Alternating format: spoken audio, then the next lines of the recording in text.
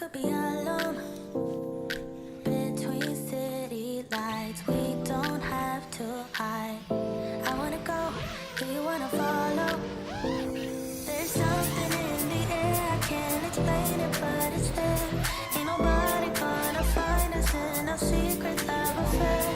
I don't wanna have to hide no more, it shouldn't be unfair.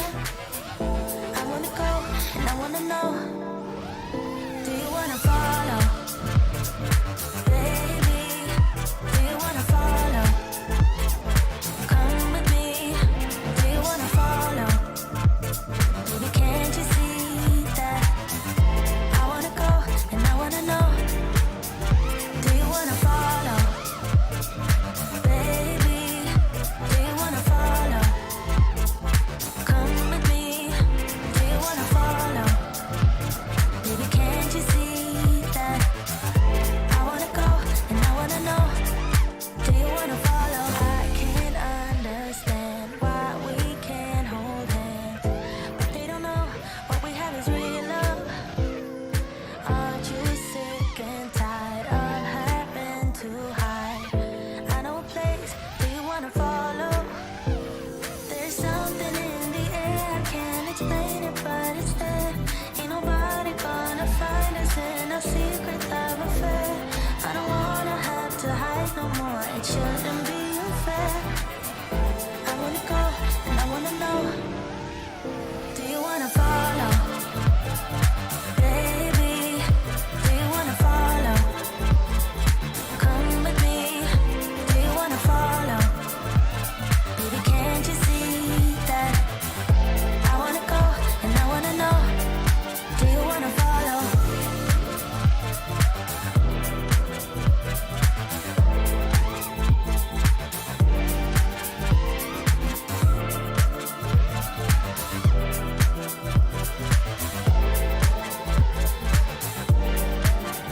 Do you wanna follow? Baby, do you wanna follow? Come with me, do you wanna follow? Baby, can't you see that? I wanna go, and I wanna know, do you wanna follow?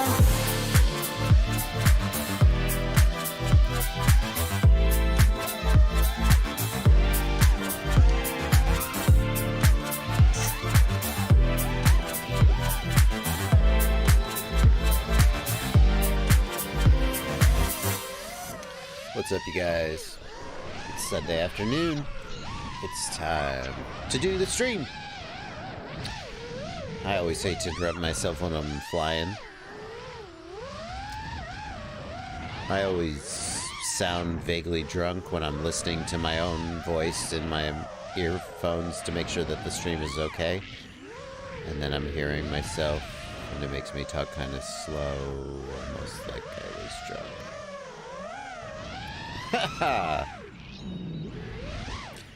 Have I shown you this flight already? I don't think so.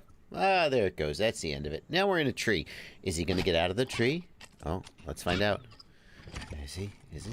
Oh. He's down. And? You hear them piggies? What is that? There we go. It's over. We are home, baby. Yeah. How you guys doing today? Happy Sunday, y'all. We are here for the stream. And I'm so glad you're here. Whew. It really does make me sound drunk, doesn't it? I am not drunk. Not at the beginning of the stream, anyway. No. Just iced tea today, friends. Just iced tea. I don't know. There you go. Hello, Mr. Crowley. Hello, Copter Flights. Happy Sunday to you. Come on. Did I bump? There we go. Hello. Did I practice that point to the side camera, Mike Bergman? I mean, it's not that hard. I can see the camera. I can literally see. I just have to look at... Hi! How's it going over there? Yeah, I threw some more cameras out around my room. You know, just to... No, Copter Flights, no shots today. No shots today. Hello to everybody out there. It is Sunday afternoon, and we are going to be doing a live stream today. You guys are going to ask questions. I'm going to answer the questions, and that's pretty much just what happens. Biaz Bonek. JBF4 versus Lux F7 Ultimate. Neither. Ooh, controversial topic. The JBF7 is very close to being released to the public, so I would not suggest you buy the JBF4 today because the JBF7 is going to be better. Hopefully the JBF4 will end up well, the JBF7 is a little more expensive. It is an F7. Excuse me. Yeah. I would not suggest that you run out to buy the JBF4 today because the F7's coming. And that's the one I would suggest you run out to buy. The Lux F7, I hate to say this. The Lux F7, I have stopped recommending. It's always hard to know when people say that they have problems with a flight controller. It's always the people who have problems who complain, right? The people who are okay with it don't complain. So when you hear complaints about a flight controller, it's hard to know how much of that is reflective of an overall trend. But eventually, you got to make a call, and I just feel like there's an issue with the Lux F7. I feel like the failure rate is too high, and I don't want to get into details about how I got to that conclusion, but I've stopped recommending the Lux F7. You'll notice it's not on my shopping list anymore. So neither.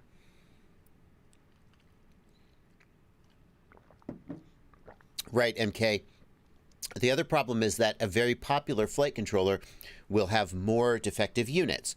If the failure rate is X% and you sell 10 times as many units, you'll have 10 times as many bad units. But that doesn't mean it's actually worse. It just means you sold a lot of units. That being said, like I said, I don't want to go into details about how I came to that conclusion, but I feel like the failure rate on it is unacceptably high, and I've stopped recommending it. Maybe it'll change. Maybe they'll shift that around a little bit. I'm sure now that I've said that, they'll notice, but I'm not going to. I just got to be honest. If I come to that conclusion and you ask, that's what I'm going to tell you. Any teaser info for the JBF7 ICM gyro, the Ronin? ICM gyros are fine. MPU 6000 is a great gyro, but it has been discontinued, and eventually it won't be available. So we're using the ICM gyro. We sold 100 units to pre-testers. And had no, maybe one guy reported like a problem with the gyro. I'd have to go back and look. But basically, one of the things I wanted to do with the ICM, Brian Ladmero says the ICM gyro has gyro issues, or maybe you meant the Lux F7 has gyro issues. I don't know about that. I have heard people say the Lux F7. I've heard people say that the Lux F7 has gyro issues. Mark Spatz, UAV Tech, famously said that. And I was like, yeah, I've had some. They flew okay. Like, if you're digging in the black box log, maybe you'll see something, but they flew okay. I wasn't willing to nix it based on that, but I have been paying more attention to the apparent failure rate of the Lux F7 and have concluded that I think it's too high. So, ICM gyro on the JBF7. Hopefully more coming soon. Jonah C., my ESC has a short circuit. How can I fix this? Jonah, most of the time you're going to fix it with a new ESC, unless you can identify like a solder bridge that you could clear up. That's how you're going to do it. Anyway, that's what we're going to do. We're going to see, I got sucked into answering questions before I even started the stream, but I always like to start the stream with news. Hang on a second. Let me fix the, let's see, stream schedule overlay, news of the day. It's time for news. We're going to do some news. Yeah, gonna talk about the latest news happening, not in the world where things are upsetting for many people, but right here about FPV news. And I think what I'm going to do at some point in the future is I'm going to actually move the news to its own segment, because like on Mondays, I never want to do the news because I just did the news on Sunday and I'm like, what's changed? And that's not really fair to the Monday people. And people say they like the news. So maybe I'm going to like turn the news into its own little weekly video. Maybe. I'm thinking we're talking about that. I'm talking about that with somebody. Cuz yeah, I'm talking about that with somebody. We'll see what happens. So let's do the FPV news. And here's where we're going to start. We're going to start with OpenTX 2.3.10. No, not OpenTX 2.4. OpenTX 2.4 will have so many features that we've been waiting for forever. But OpenTX 2.3.10 is good. It has some features that I'm excited about. Now, if you look, you'll see there's just like a ton of bug fixes. By the way, if you want, they apparently are set up with a PayPal donation. That's actually risky. Oh, I didn't mean to. PayPal Donate is actually not made for like projects like this. It's made for charitable stuff. Now, you can actually get shut down if PayPal notices. But be that as it may, always good to donate to these open source developers doing the work they do. New since 2.3.9, very important. Fixes, blah, blah, blah. Some of these fixes, hang on. Yeah, okay, fine. Look at this. Added some multi-module stuff. Added support for the FRM 302 module. That's a big deal. If you're flying with the FlySky long distance 2.4 gig module, that's officially supported now.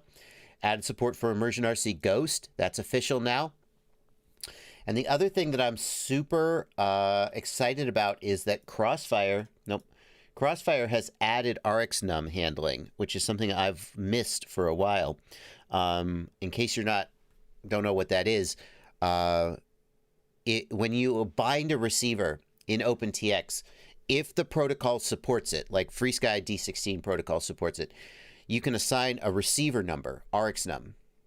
And then if you open a different model, it will not bind to that RxNum. And the point of this is, let's say you just bind a bunch of receivers, right? But you've got another plane or another quad with a different setup. You don't want that quad to be able to be bound with the wrong model loaded. Well, Crossfire hasn't supported that until now.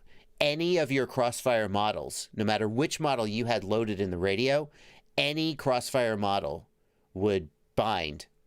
And that's kind of a big deal. You could accidentally have your long distance plane model loaded and you actually have your quadcopter powered up, or even worse, if they were both powered up at the same time for some reason, they would both just work. They would both arm. So Crossfire now has support for RxNum handling in OpenTX, and that's like it's not like a sexy feature that it should excite you. It's a big deal. It's a big safety improvement. So Anthony Stabile says PayPal Donate is not the same as their giving fund. The donate button is well within the terms of use. I don't know, man. Maybe things have changed. I heard about people getting in trouble for using donate buttons in this way.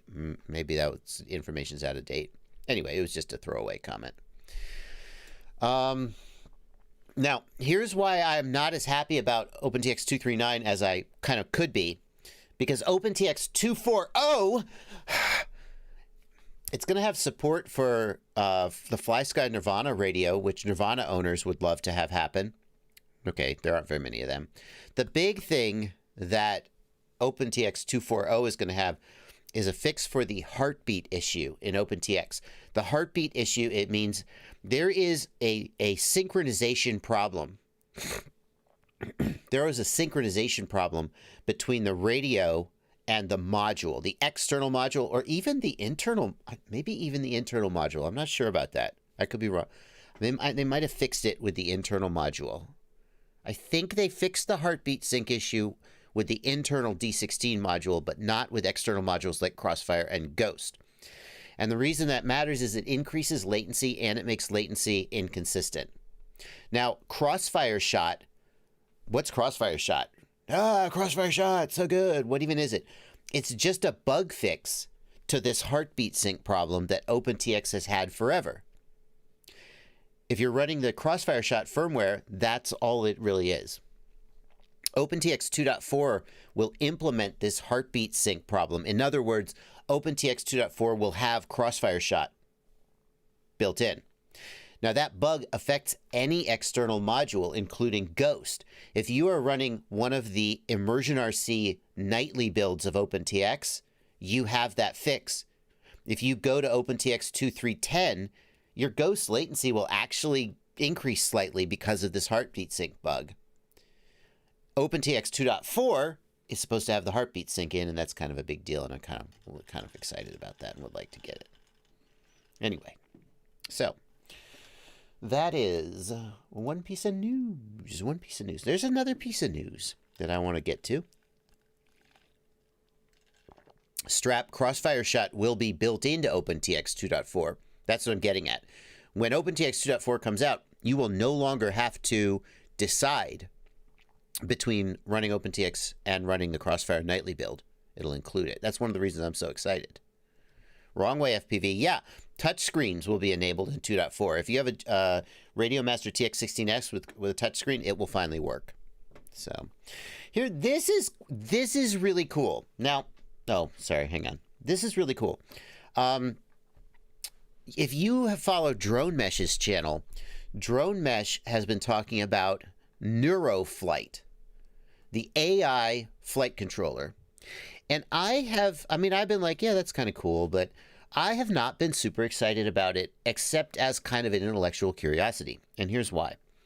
The problem with training an AI is that you have to have a simulated environment in which to train the AI over sometimes millions of iterations. And if you're trying to train an AI to play a video game, that's easy. The video game is the simulated environment. But if you're trying to train an AI to do something in real life, the AI can only ever be as good as the simulation. And that has always seemed like a stumbling block for me as relates to training AI to fly a quadcopter. But apparently, these guys have figured it out. They talk in this article about how the quadcopter can do these extreme acrobatics outdoors without any kind of external camera or motion tracking. All sensing and computing is on board. That's a big deal. And second, all of the AI training is done in simulation without the need for an additional simulation to real-world transfer step. That is a big deal because the sim to real transfer step with a quadcopter requires you to have like an external tracking system that tells the AI how closely it is, how good of a job it's doing. But somehow these guys have managed to do it. I don't know how they've done it. We could read about it in the article. The takeaway from this is that we're a lot closer to having an AI-controlled drone instead of a normal PID controller. And the potential of that is actually, this is why Drone Mesh has been so excited about this. I mean, I don't want to put words in his mouth, but I think one of the reasons to be so excited about this is that an AI controller could be better than a PID controller. An AI controller could figure out how to tell that prop wash oscillation is about to happen and like do something to counteract it. It could theoretically fly much better than a PID controller that we tune. But that I'll share the link. That simulation to real is the stumbling block, and maybe they've cracked it.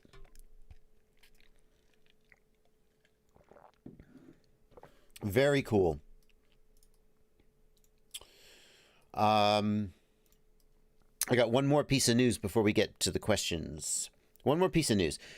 Somebody forwarded me this.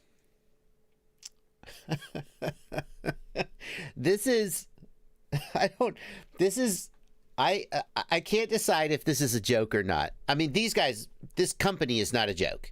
These guys are serious. But I can't decide how to think about it. The first thing these guys have done with these motors is they have what are called wet sump motors. The motors are actively bathed in oil, which kind of leaks out while you use the motors. And I guess you use these holes. I don't really know.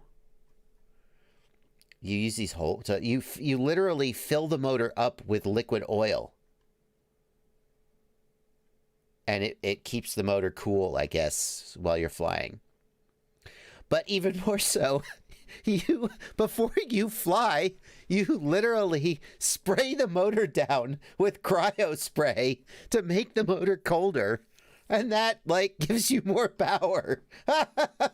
This is so impractical. I mean, I can't imagine who would do this unless you're doing like drag racing high speed runs. Nobody, this is not for your typical freestyle pilot, right? It can't be. It's for drag. Yeah, Brian Ladmer wrote, that's right. It's for drag racing. Okay, that's. I mean, these aren't like just normal motors.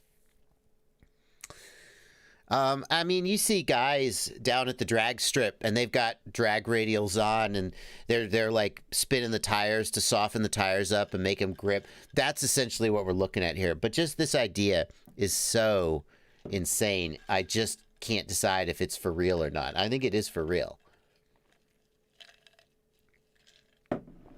These guys make other motors, right? They make the Demon Seed motors. This is real deal, but I just thinking of it for quadcopters. It's like, hold on, guys, I gotta spray my motors down with this cryo spray before I can fly. Max S in the Discord points out they've finally figured out a way to do quadcopter motors like on a subscription basis because you got to keep coming back to buy the cryo spray. Oh man. Anyway, there you go. That's news. David06, I have not drawn the winner for the giveaway. Last weekend, somebody asked about the giveaway winner, and I was like, the deadline is not up yet, you guys. You can't bug me about it until the deadline's up. Well, the deadline is up. I just haven't got to it. I'll draw the winner today, and I'll announce the winner today. Sorry, I haven't even gotten to that. I know you guys are always excited about that. So, that's news. If you guys have any other news that you think I should cover, you can email news@fpvknowitall.com with news items for this segment. I always appreciate you guys doing my work for me, my research for me. Let me show you what I've got going on here. If it's your first live stream, welcome to the stream.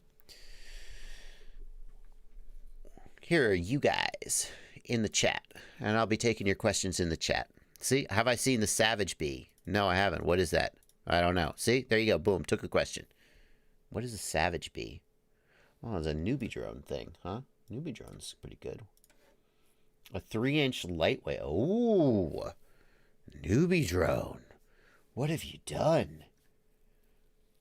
That, interesting. Very interesting. This could be good. It's analog, isn't it? Yeah, it's analog. It'd be nice if it were Vista. This could be interesting. Like a 4-inch like this, I think is a little too heavy. Is this trying to be under 250? Under 250 grams? I don't... 46 grams? 46 grams? Not possible. What does it run on 1S? No. It runs on 1S? What the dickens? Okay, this is confusing the crap out of me. Okay, I gotta look into that more. That's pretty cool. Thank you for sharing that with me. So I'll be taking your questions in the chat. I will also be hanging out here. Hello, patrons. Hello, patrons. I'm hanging out in the Discord server with my patrons. Thank you guys so much for your support. I'll be taking your questions. Revise says it's a ripoff of Bob Rugi's Baby Tooth. Yeah, be careful with the whole ripoff. Come on. And I'll, of course, be answering your super chats. If you want to make sure that I get to your question, hit that $ right down here below the chat. Hit the $, throw a super chat at me. I'll make sure to get your questions as well. I'll get those super chats in just a minute. But I will take some non-super chat questions just to prove that I have not forgotten about the little people. People are asking about the Red Cat Fat Shark acquisition. We talked about that a ton on Monday's live stream. In fact, Drew Camden came on and talked about it for almost an hour. So we're not going to dive too deep into that. I think we pretty much covered that. Enough's Enough says, Chinese rip everything off. Stop. Just stop. Just like, it's so silly. Kudos to Bob. Kudos to Bob Rugi for being an innovator. Bob thinks his mind is always working. He's always trying to evaluate and analyze. But here's the thing. Drew talked about this. Drew Camden, before he was a famous freestyle pilot, he worked as an engineer at GM. the car company. And he said, when Ford, I mean, this is not a direct quote. Please take it as that. When Ford releases a new engine, GM buys it and they just tear it apart and look at it and go, what did Ford do here? This is a completely normal part of engineering and competition, is to look at what other people in the industry are doing and evaluate it and say, are there good ideas here? So Kebab's great. I like Kebab. I'm happy he's a part of our hobby. He definitely is a crazy innovator and deserves all your credit and support. But if Kebab releases a motor and it's a 2203 motor, and Kebab is like, hey guys, I figured out that 2203 motors are really good, and then somebody else releases a 2203 motor, and people are like, they're ripping off Kebab. It's like, whoa, the dimensions of a 2203 motor are not in any way proprietary. I'm sorry. Like, I would say, you could say, you know what, I'm gonna buy Bob Ruge's motor. I feel like he deserves my support. That's fine. But it doesn't mean that because he came up with the idea to make a 2203 motor, no one else. Think about the implications of this. This means that if somebody makes a 2203 motor, no one else in the world can make a 2203 motor because they're ripping him off. And that is silly. That is silly. That's just silly. Revise, I'm not picking on you. I'm not picking on you. This is a sore spot for me. It is Newbie Drone's implementation of Bob Ruge's 1S 3-inch design. Fine. Credit to Bob for coming up with the design. Here's the thing, though. If it just take someone who has no engineering skill, right? No knowledge about quadcopters. Could they copy, clone, steal Bob's design? They would make a crap product. The question we have to ask is this a crap product? And I don't know the answer to that. It probably isn't. Newbie Drone doesn't usually make crap.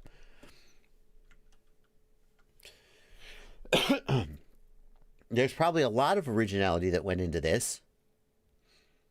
They said, hey, Bob came up with a 1S 3-inch quad and it's pretty good. Let's make our own version of that. More power to him. That's just competition, guys. That's just competition. Okay.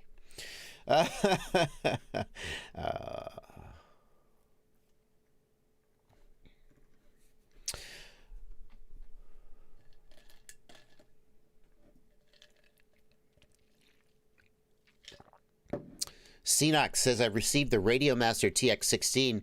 The speaker has a buzzing noise when I'm using Crossfire. Yeah, that's everybody, not just the Radiomaster. When you have Crossfire, especially at like 500 milliwatts or higher, it's just putting out so much energy, it makes the speaker buzz. You can shield the speaker compartment with aluminum foil. Some people have done that.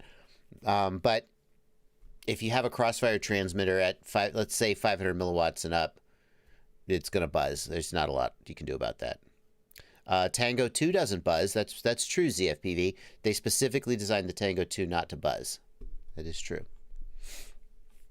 It starts, says, look at all the long range, like Flywoo copies. Yeah, the Flywoo. Dave C. came up with this design for a specific type of long range 4-inch. He defined those parameters, and he deserves to be rewarded for his work. But you can't cross. You can say he deserves to be rewarded, but the minute you cross the line to, and no one else may do it, that's when you've gone too far in my book. If you look at Dave C's design and Flywoo's design and you go, okay, let's see, it weighs about this much, it's got this size motors, these props, that's the formula. I'm gonna try and make it. Well, that formula is not proprietary.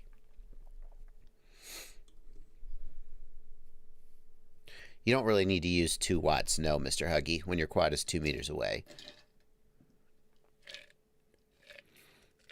Now, MK in the chat brings up a better question. What about what RunCam did with the RunCam Racer 4? Ooh, that's a better question. You see, DJI gave Cadex the exclusive right to develop cameras like the Cadex Nebula. Normally, only DJI can manufacture officially licensed. They control who can make compatible hardware. Like, look at the Crystal Sky monitor for the DJI Mavics and stuff. That's licensed by DJI. DJI doesn't let just anybody work with their system. RunCam, according to Cadex, RunCam copied the identifier information, whatever that is, whether it's I don't know what it is. But basically, a RunCam Racer 4 can connect to a Cadex Vista by pretending to be a Cadex Nebula. How do you feel about that? That's a little murkier. I mean, you could certainly make the argument, screw you, it's my Vista, I'll put whatever camera I want on it. I mean, you could decline to give me warranty service if it screws it up. It's my system. I feel like that's more for DJI, Cadex, and RunCam to sort out, and I don't have a moral judgment either way, but I do agree it's less clear. It's not just like they looked at the parameters and made something. They literally copied some piece of information out.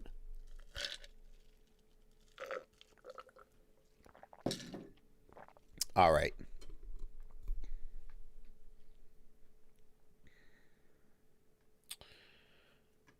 Yep.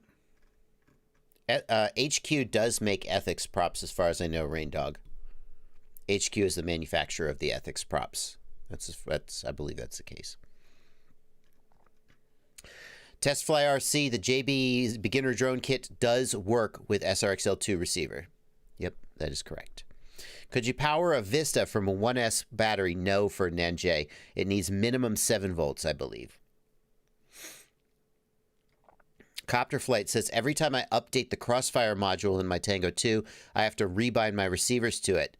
Copter Flights, you have to rebind the receivers because the module has to update the firmware on the receiver. However, you should not have to press the bind button. What you need to do is, after you update the module, put the module into bind mode, then just power up the receiver, and it should instantly say, update receiver, and you just hit yes, and you're good to go. You should not have to hit the bind button. Top Deco 7 is asking, where did I get my shirt? Funny you ask that. I was hoping someone would ask that. I got my shirt from my Teespring store. This is original art by Revert FPV. He was last month's featured artist. I actually have shirts up. I haven't made a video about this. I have shirts up from this month's featured artist, 0.1 Design. This is going to be this month's shirt. Check that out. Cute little piece of art. Very nice little piece of art. This one I actually put on, I think this is a pretty cool all-over print shirt.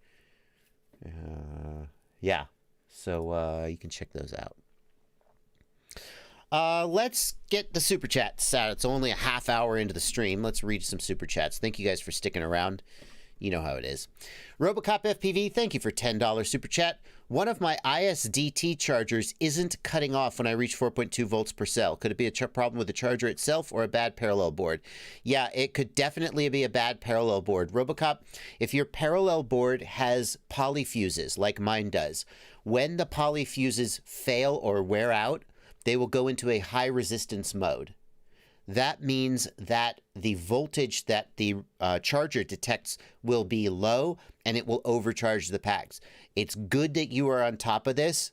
Anytime you're doing parallel charging, you have to kind of constantly stay on top of it. Kind of makes you wonder if parallel charging is even worth the trouble. But probably what's happened is that if you have polyfuses on your parallel board, they've worn out and it's time to retire that board. That's the short answer. The way to tell is to charge the battery by itself without the parallel board, and it'll probably be fine. Johnny DRC, thank you for a big $20 donation. Thank you for all the help you do for us guys that have problems with our quads. Well, thank you, Johnny D, for the donation. King of Losing, thank you for $5 Canadian $5. I'm converting my current builds to DJI. Does the CL Racing F7 work with DJI or Cadex Air Unit? Any flight controller can work with a DJI or Cadex Air Unit. but some of them have like a plug and a voltage regulator specifically designed for it. So let's look up the CL Racing F7 version 2.1. Let's actually just look this flight controller up and see what we get.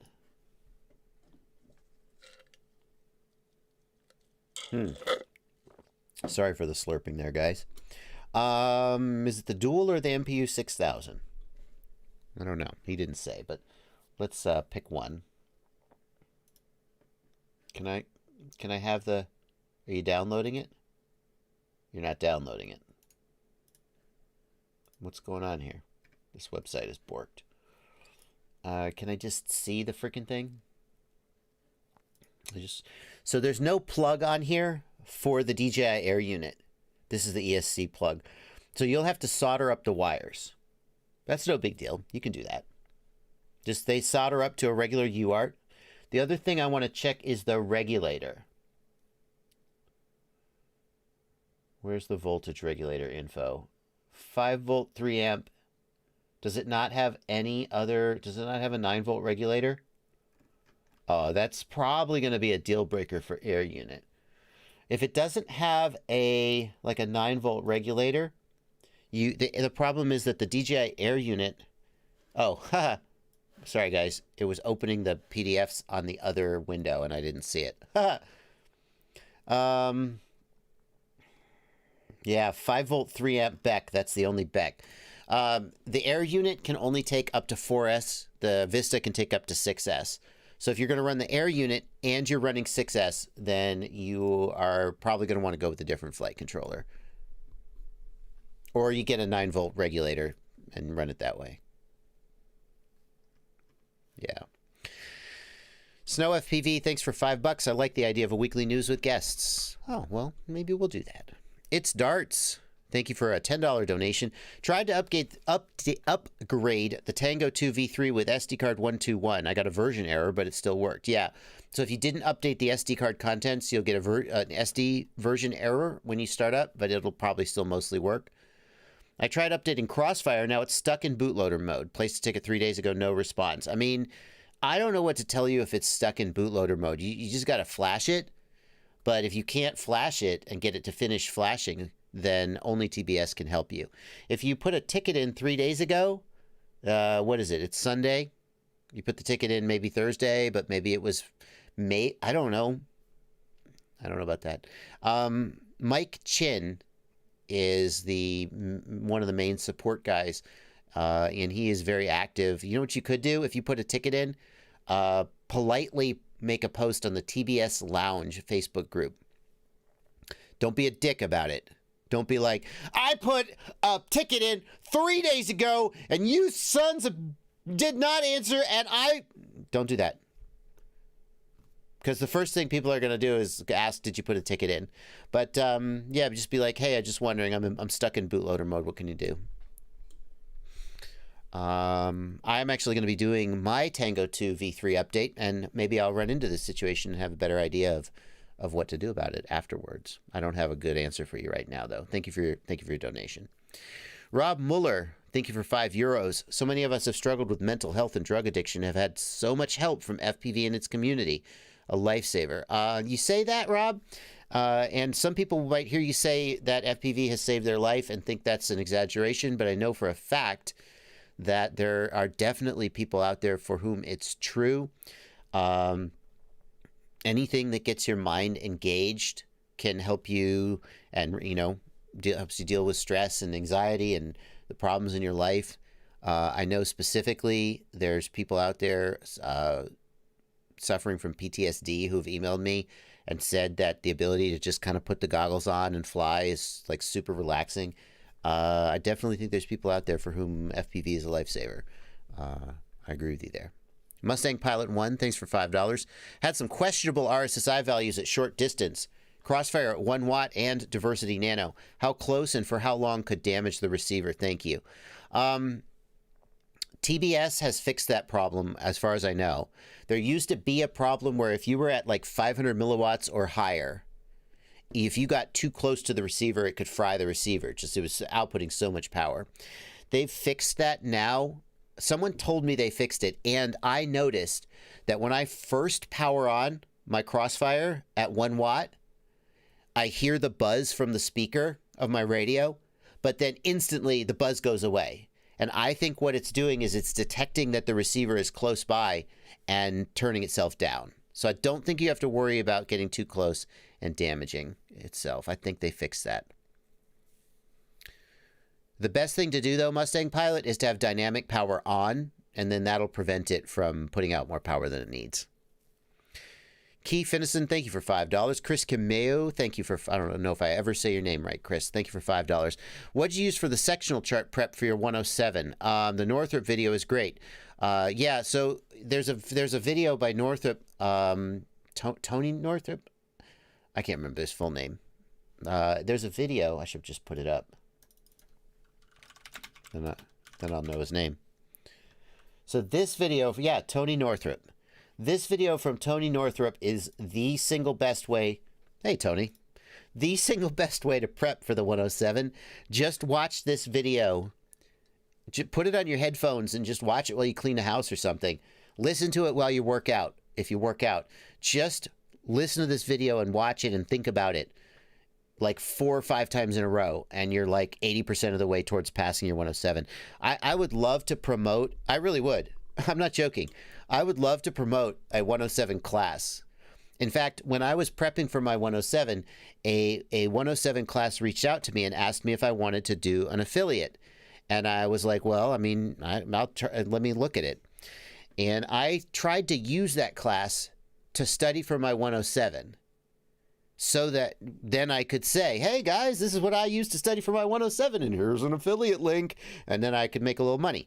But the truth was, the class was fine, but I just ended up watching this stupid video on repeat like 5 times in a row, and I was like, there's no reason to take this class. So I didn't end up promoting it.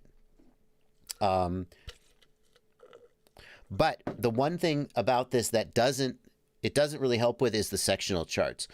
And the reason for that is that you need to have the experience of looking at the sectional chart and thinking about, okay, where's the information? It doesn't work. If the question is, what is the maximum altitude that you can fly on a Tuesday afternoon on Sunday? Okay, if that's the question, he just is like, the answer is 6. And then, boom, then you remember the answer. But for a sectional chart, if he just points out the answer, that's not going to help you because you're not going to be looking at that exact sectional chart. So what I did was I got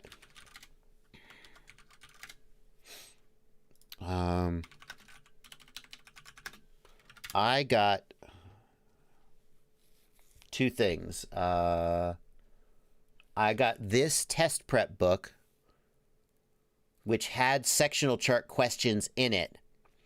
And I pretty much used this book just for the sectionals. And I got... What?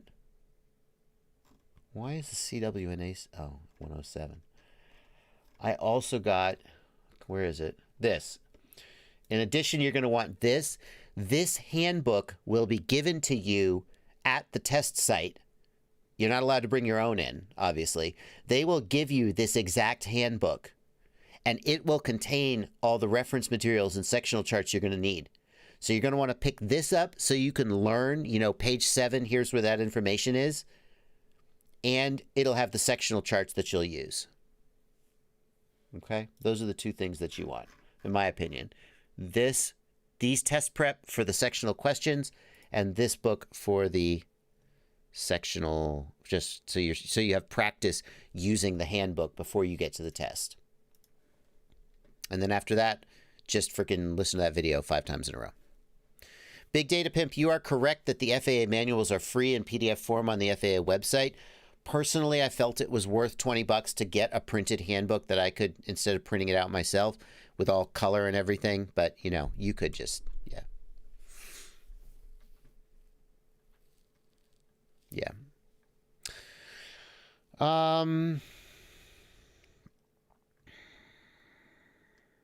Crunked, thank you for $2. You should check out my 4.2 community preset. Maybe I will. I probably will. AirTech FPV, thanks for $5. What's the best DJI goggle antenna setup for long range? I'm leaving analog for good. AirTech, if you really want long range, you want to go with a higher gain antenna, I would probably steer you towards the Video Aerial Systems Cyclops. I've also seen some setups that are using spiral antennas.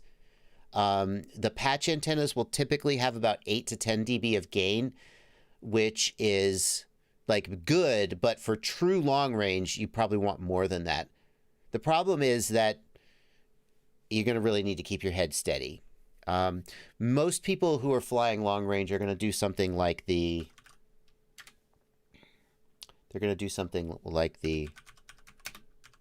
True RC DJI. Let's see.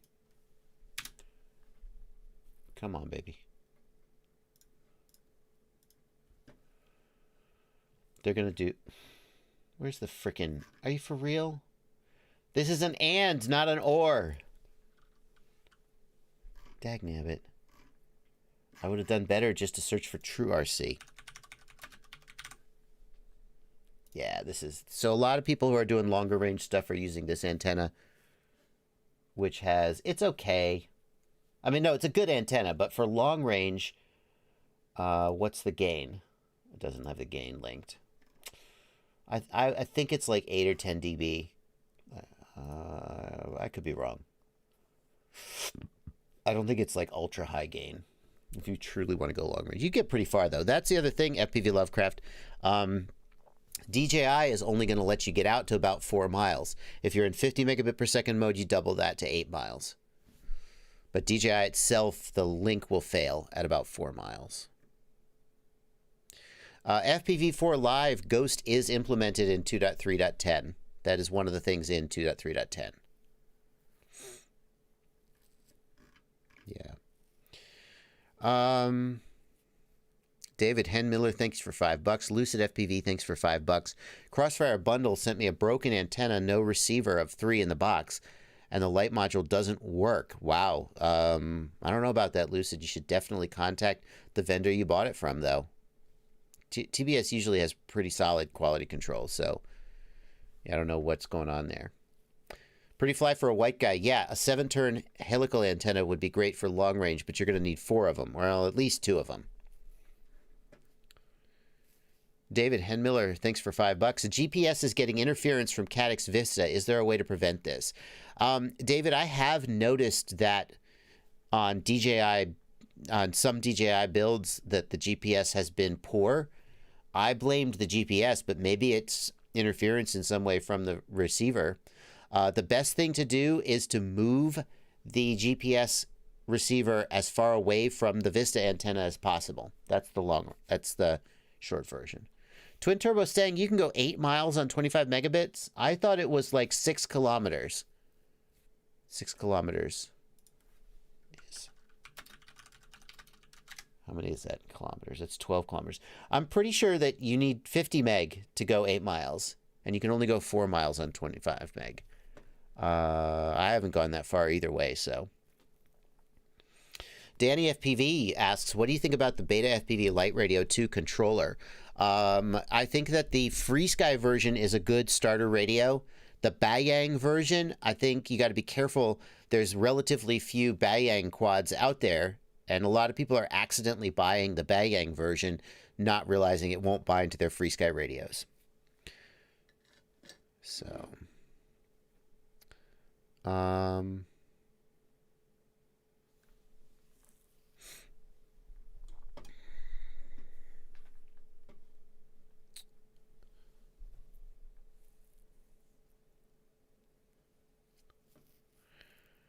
let's see here.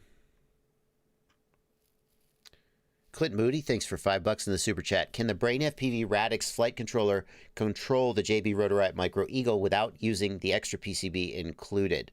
The FC has a cam control pad, but I'm having problems. Clint Moody, the problem that I think you're running into is there are 2 kinds of camera control. One is digital and one is analog. The cam control pad on a flight controller, or cam C or whatever you call it, it tries to emulate the joystick, the little clicky joystick you get with the camera.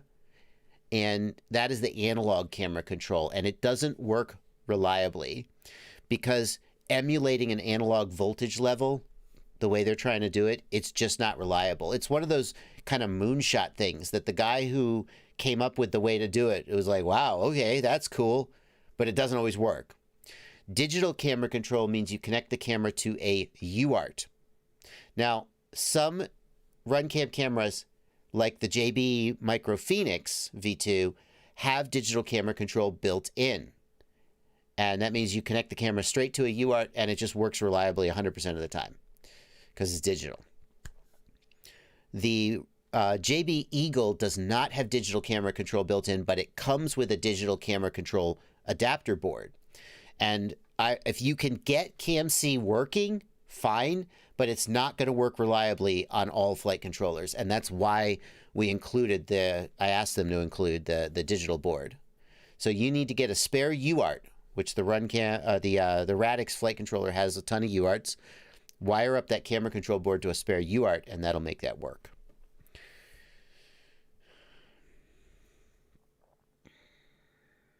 John Arnie Berkland, thank you for 50 kroner, Norwegian kroner. Tell us about your most embarrassing FPV crash.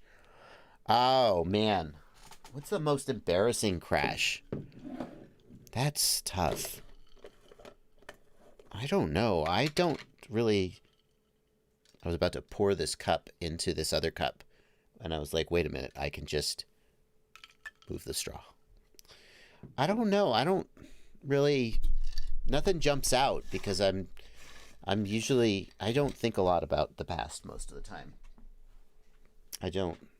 I tend not to remember. My wife will be like, hey, you remember that time? And I'll be like, oh, yeah, I do remember that. I didn't before this very minute. Most embarrassing crash.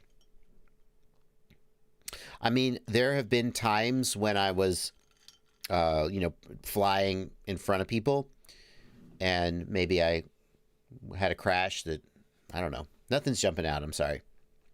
Wish that it did. King of Losing, thanks for 10 Canadian dollars. How did you mount the Caddx Vista in your glide frame? That's a good question. It was tricky to find the exact right way. I'm 99% sure I used long M2 screws. I have like some 20 millimeter or 23 millimeter M2 screws that came with a screw assortment that I bought. I put the screw through. I put a nut on it because the Vista, the bottom of the Vista isn't flat. So I put a nut on it, and then the Vista sits down on the screws and then another nut on top. That's how I mounted it.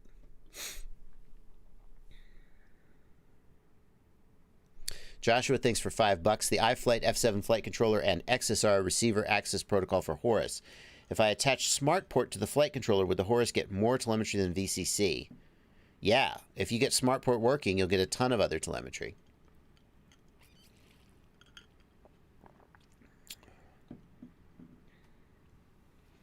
Most embarrassing crash. No, I'm sure I can think of something. The thing is, all of my embarrassing crashes, I just don't show you. Because I just don't put them in the edit. I mean, sometimes I do put them in the edit. It would have to be a crash where it was like my fault for doing something dumb. Oh, I could tell you the most terrifying near miss. That one I know. I was flying at a park with some friends, and one by one everybody left until I was the last guy. And so I was flying there and nobody was spotting me, and I flew one more pack. And as I split-essed over this gazebo, there was a jogger there. I don't know where she came from. I don't know how I didn't see her coming. That's why you're supposed to have a spotter. Lol, lol, lol. As I split-essed over this gazebo, it was too late. Thankfully, I didn't hit her.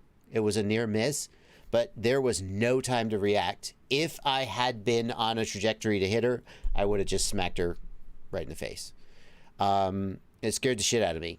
And I landed, I walked over, and I apologized. I was like, hey, sorry about that. It was a little closer than I would have liked. She hadn't even noticed. So I was like, okay. But yeah, that certainly was a near miss that if I had, would have been my definitely most embarrassing. MK, thanks for a $5 super chat. We've almost caught up the super chats. DJI FPV air unit and linear antennas in a high multipath environment or MIMO. Will you try? MK, I've been talking to you about this these antenna set for DJI that is like mixed left hand, right hand, and supposed to like make it much better. It'd be very interesting to see. Speedy, you have to convince me that there's a reason, that there's a good reason for it though. Speedy Turtle FPV, thanks for $5. How do you set up Cadix Baby Turtle to start and stop recording via UART control? Speedy Turtle, you got to go to the Ports tab. In the Ports tab, you need to set the peripherals column to be RunCam control. You need to wire the TX and RX. Now it's Cadix. Is it using RunCam protocol? Hang on. Is the Cadix Baby Turtle using RunCam protocol? I mean, it could.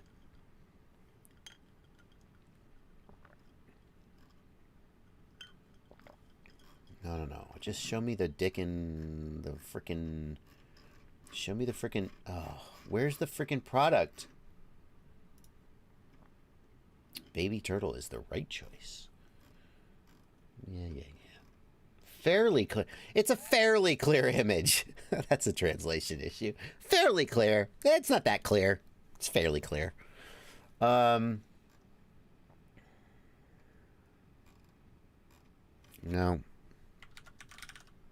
How about a manual? No. All right. Dagnabbit. How about a pinout? Can we at least even see a pinout? Okay, no.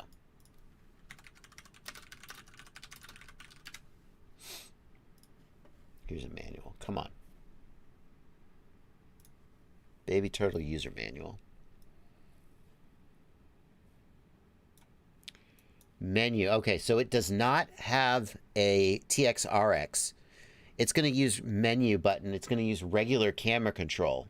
Okay, so this is set up to use a regular camera control joystick, not TXRX. So you are not, I take that back. You are not going to use the RunCam protocol. What you're going to need to do is set it up with camera control. Like, for example, you could use the... You could use the RunCam camera control adapter to control it.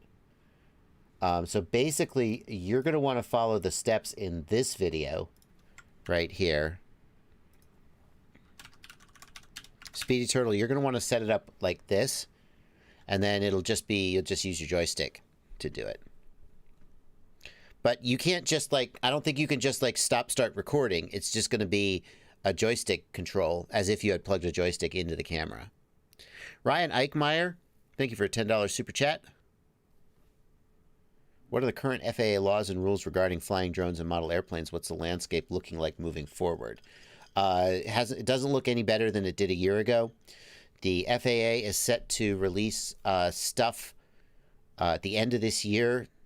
They are moving forward.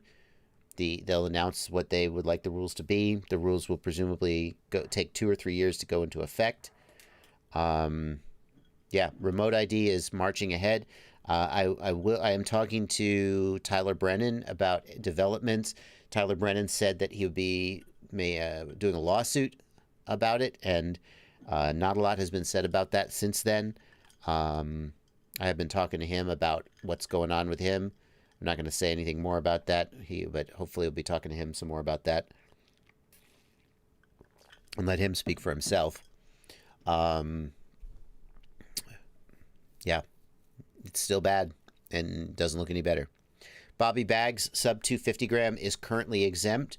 We don't know whether it'll be exempt forever, but it is currently exempt.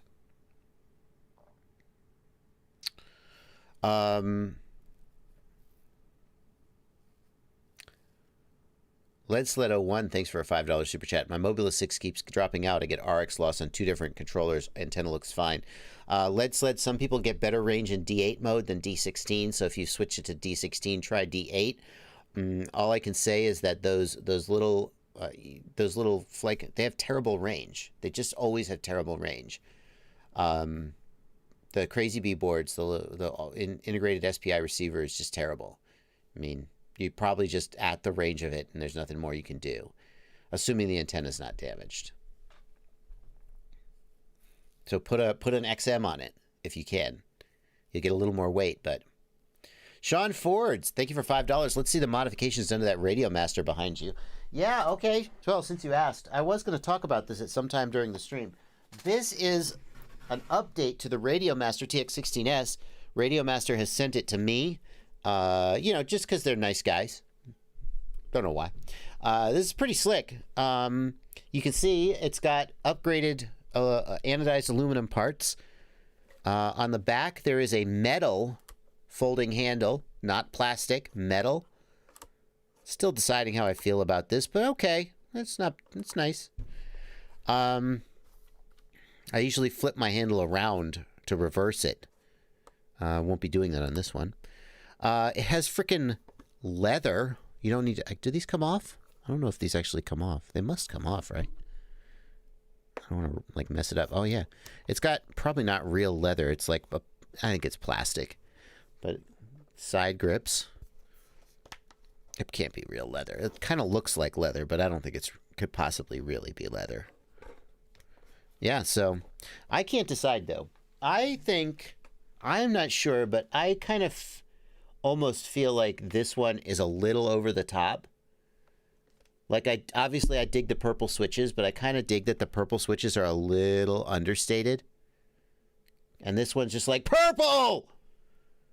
So I can't decide which one I like better. I don't know. Radio King, give me a break. Yeah. I mean, I dig it. I don't know.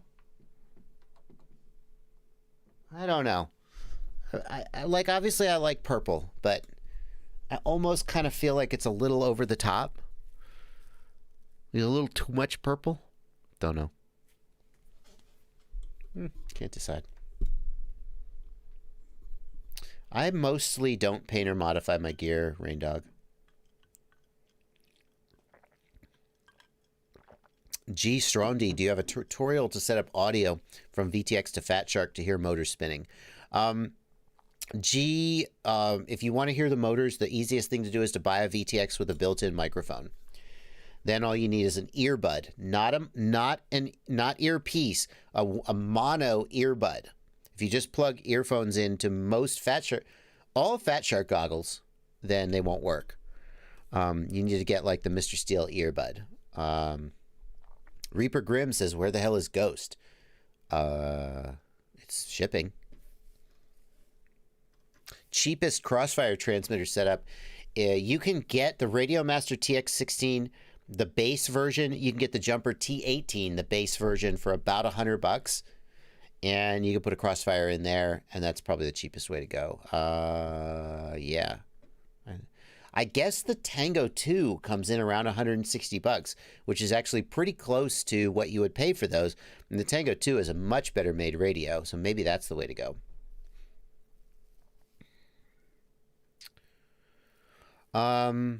Spud Nick, thanks for $22.07. What advice would you give to a pilot who wants to provide value to the FPV community? The way to provide value, how do you provide value? Most people who want to provide value to the FPV community want to do it by making awesome flight edits. And that's tough because so many people want to do it. And I think the best way to provide value is to help noobs. Obviously, that's the answer I'm going to give. That's what I spend most of my time doing. Occasionally, I've noticed over the years that my content has become more beginner focused. In fact, check this out.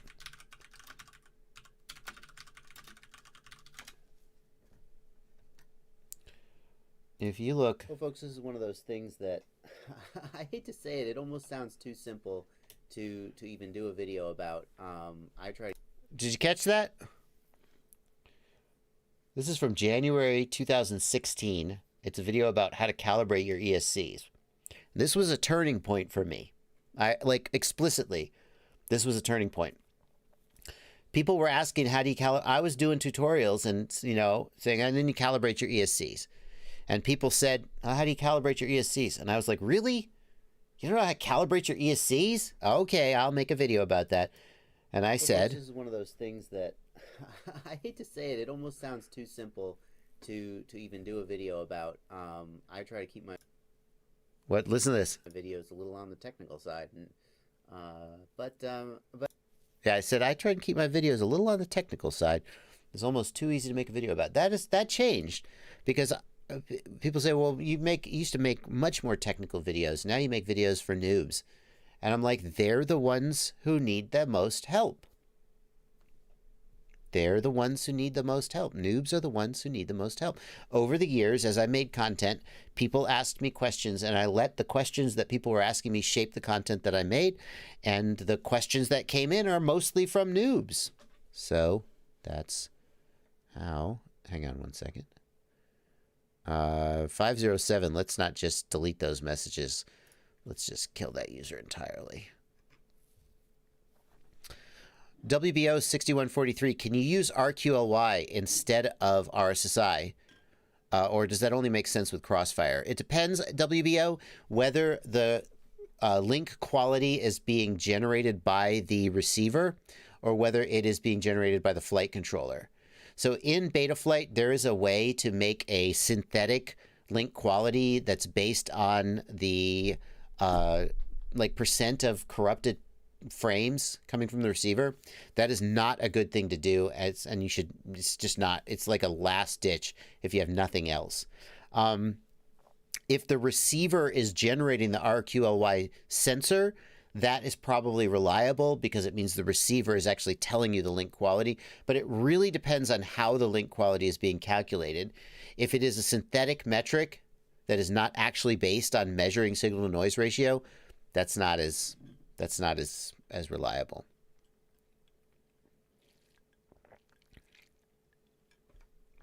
So the best way to provide value to the FPV community, Spudnik, find noobs and try to help them. That's what I would say. It's 5 o'clock somewhere. Thank you for a $5 super chat. Thanks for all the great videos. New to the hobby and about to build a third DJI setup. RGMG, thanks for a $20 super chat. Do you ever think you would see a red camera strapped to an FPV like Nurk did earlier in the week? Nope. Nope. You guys are crazy. We're talking about the Catalyst Machine Works money shot. They're not the only ones who are doing it. They're not the only... Oh, come on. Yeah, let me just search for money shot on Google real quick.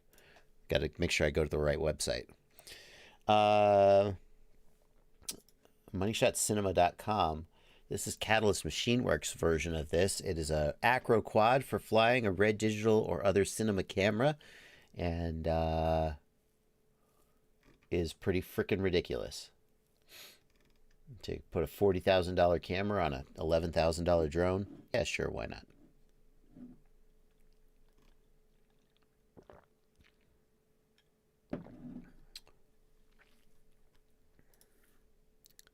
Thank you, 309 Eastgate Court, for a $50 super chat. Yikes, that's a big one. Thank you so much. We're caught up with the super chats. Let's answer some more questions from the Discord and from the regular chat. What are your thoughts on the DJI Digital FPV Valentin Heli flights? I have it and I love it. I like it too. I think pretty much everybody who has it likes it. There's people who like DJI FPV. There's people who can't afford it. And there's people who hate DJI as a company and refuse to use it even though they know it's better. Those are the three. There's probably some other types.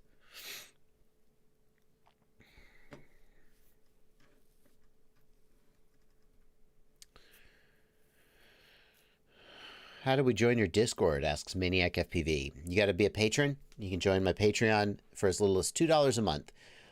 Down in the link down below the video, there's a link to the Patreon, and that gets you in the Discord server. Today, we're doing something a little different. After the live stream, I am going to be playing Among Us with my patrons over on the Discord server. Who knows? This may become a regular thing.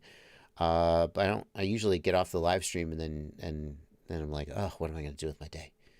We're going to play some Among Us with the patrons, though. Yeah, Sean K says you forgot the fourth type of person is people who hate DJI but use it anyway because it's just that damn good. Yeah.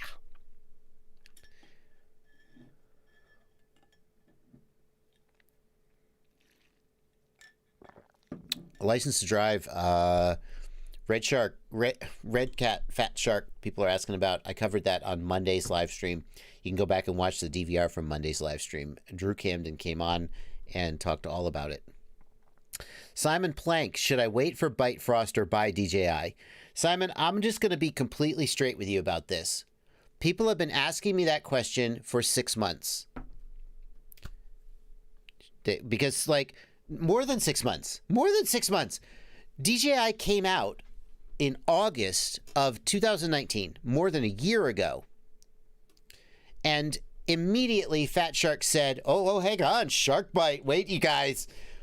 Fat Shark basically said, hey, hang on. Oh, please don't go buy DJI. We have something coming. It's going to be really good. Please don't buy DJI. Wait for us. Wait for us. It's going to be so good. You guys, check it out. That's how I read it. Because Fat Shark was not ready to release Shark Bite. But I think they saw DJI and they were like, oh my God, this is going to eat our lunch.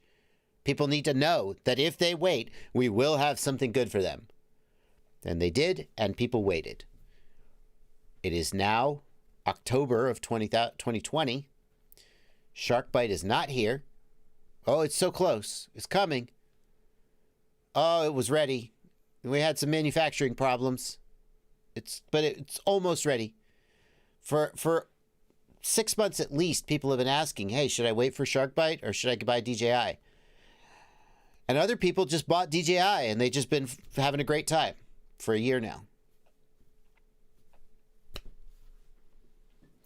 If you got the money today, I don't see why you would. Like, you know DJI is great. It's just, that's a fact. If DJI doesn't work for you for some reason, like the goggles are big and ugly and you're just like, screw it, that's a deal breaker, keep waiting. If you're sitting there going, I got HDO2s, they're great goggles. I got Orcas, they're great goggles. If I buy DJI, I just got to throw them out or sell them. If I buy Shark Bite, I can use the HDMI input. Well, that's worth waiting for. If there's a deal breaker about DJI or Shark Bite that says you're like, it's worth waiting for, then wait. But if you're like, I want to buy, I got the money in my hot little hand and I want a digital system, just buy DJI today. Don't wait. Because here's the thing. Look at what has been said about Shark Bite. The output power, the expected range, etc. For a lot of pilots, even if Shark Bite delivers 100% on everything they're promising, it will still be a worse system than DJI. Now, if you look at what it's offering and you go, wait a minute, I actually really like the fact that it has consistent latency because it's a broadcast-only system, whereas DJI has retransmissions, and that means the latency is inconsistent. If you look at Shark Bite and go, I want that.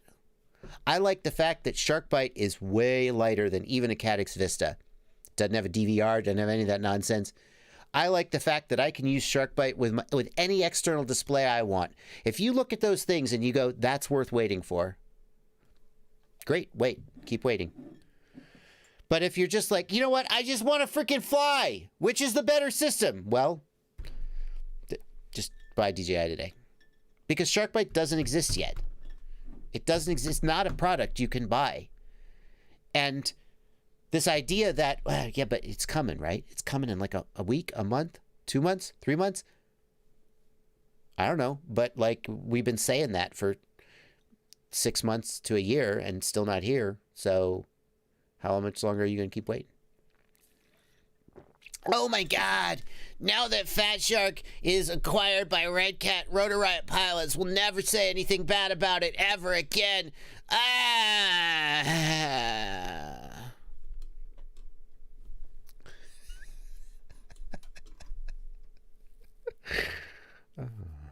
Bloods FPV says Fat Shark are offering the video receiver for $250 to beta testers next week. Yeah. Yeah. I feel like the challenge Fat Shark is facing now is the ability to manufacture with a high level of quality consistently.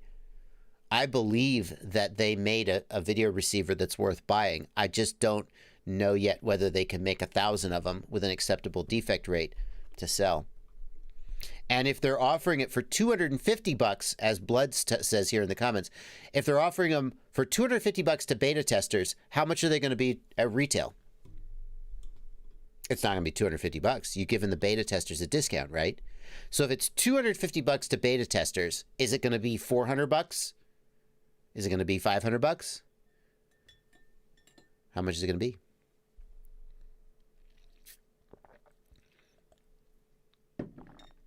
I think the people who are most attracted to SharkBite are people who already own a great set of analog goggles, like Orca or HDO2.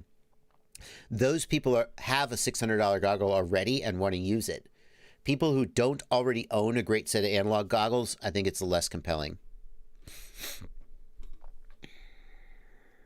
Ben Thornton, thank you for a $20 super chat. Pointers for setting up GPS for supporting failsafe recovery on the GEP-RC Mark IV HD GPS. I mean, if you go into the failsafe tab, can you enable GPS there? I may need to grab the flywheel. Yeah, let me grab the flywheel. Hold on.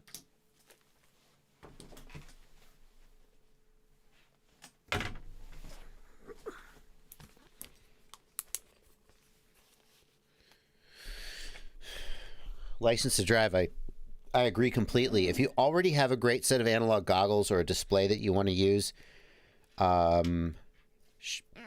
excuse me, SharkBite is real compelling, but it still won't be DJI. What DJI is, the image quality that DJI is delivering and the range that they're delivering with the 50 megabit per second mod at 1200 milliwatts is stupid. Like, I look at that and I'm like, no one is going to beat this. It feels so far beyond what anyone has done so far that it's like, who has the engineering money to actually freaking do this? Only DJI.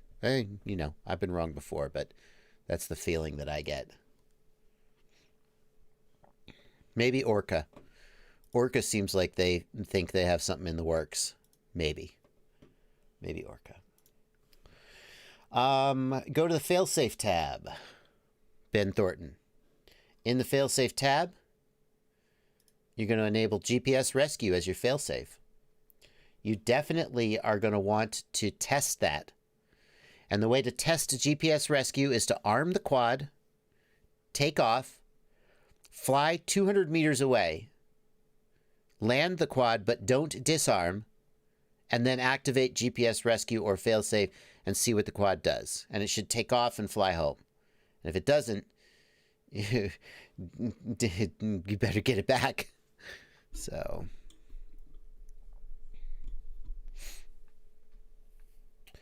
Simon Kiergaard, what's the best GoPro, Hero 5 Session or Hero 6? Hero 5 Session has good image quality and great weight. Hero 6 has better image quality, but I would probably fly a Hero 5 over a Hero 6.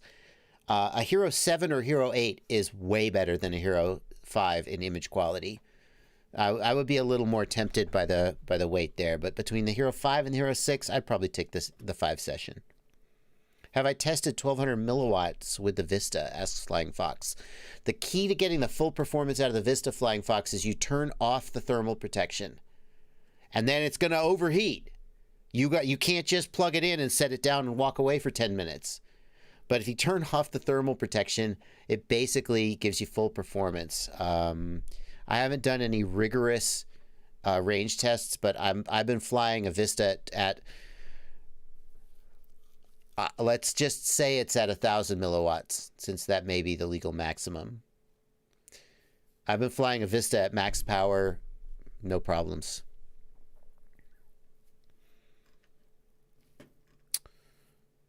So Ben Thornton, to get back to your $20, you're very generous super chat, Ben. Here are the settings on my on dang it, hang on. Here are the dang it. Here are the settings on my Flywoo Explorer. Some of these came from Flywoo, but the key thing that I want to show you is I have enabled allow arming without fix so that I can take off without fix if I just want to fly acro. If you take off without fix, without a minimum of 5 satellites fixed, then if you activate GPS rescue, you'll just fall out of the sky. And the other thing is I've set it to failsafe only sanity checks so that if I manually trigger the GPS rescue mode, no sanity checks are done. And if the quad tries to like fly to the moon for some reason, I just take over. I just take it back. Is the Emacs Tiny Hawk worth using? Asks Amit Lal. Yeah, it's great. Emacs Tiny Hawk is great. Yeet FPV says, Banggood have been doing some really good prices on DJI kit. That's where I bought from, and save a few £100 compared to UK prices. Very risky, Yeet FPV, especially, I mean, if you live in the UK, the shipping may be faster. I know people who bought DJI during the Father's Day sale. They bought from Banggood, and it just took forever. Banggood has a thing they do sometimes where they show stuff is in stock when it's not in stock. I don't know this for a fact, but people have complained about buying stuff that's supposed to be in stock and then suddenly it's not delivered and it's out of stock. So they got then the other thing is, if it doesn't get delivered for some reason, if it goes missing, you're going to have a real fight on your hands to get a reship or get a refund on a $700 item. They're not just going to be like, yeah, sure, here's $700. So if you do buy DJI through Banggood, definitely don't buy the cheapest shipping. Buy the expensive shipping so you have rock solid tracking.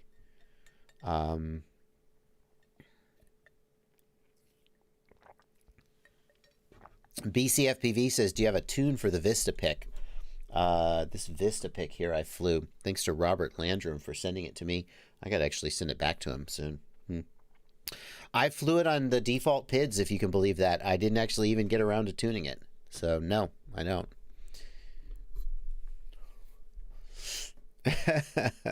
Oh. You don't have a failsafe tab in Betaflight. Yeah, Ben, here's why. The reason you don't have a failsafe tab in Betaflight, Ben, is because you need to go... Hang on, let me zoom in, actually.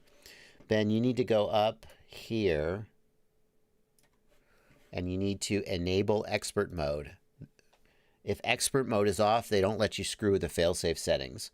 And in fact, what I do, and what I suggest you do, is click the gear here and permanently enable expert mode.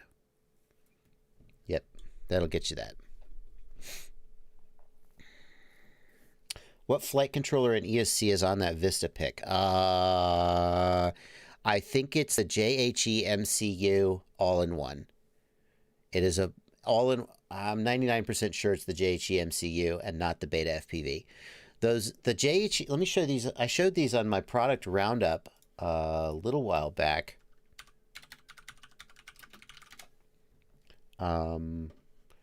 This is actually a pretty good product. This is the 30 amp all-in-one toothpick flight controller. Now, just because it says 30 amp. Don't think you can go ahead and use this on like a 5-inch. But for a 3-inch or smaller all-in-one, the guys are putting these on the Tiny Trainer. Guys are putting these on those like 3-inch Vista picks. This is actually, the thing is, anytime you put an ESC and a flight controller on one board, your defect rate and your failure rate will go up. But it's might be worth the risk. So there's a beta FPV version of this same thing that some people prefer. Aber the Hams, thank you for $5 super chat. If you crash with a Vista while on high power, can you use a Lewis script or something to turn it down? You can use your goggles. You go into the DJ, assuming that when you crash, you still have link, you can go into your goggles and turn it down to keep from cooking it. If it gets really super hot, it will shut down. It says Thermal protection's off. Hey, I'm overheating. You should stop flying. Hey, I'm overheating for real. And then eventually it does shut down. You can't disable it entirely. So it should be okay.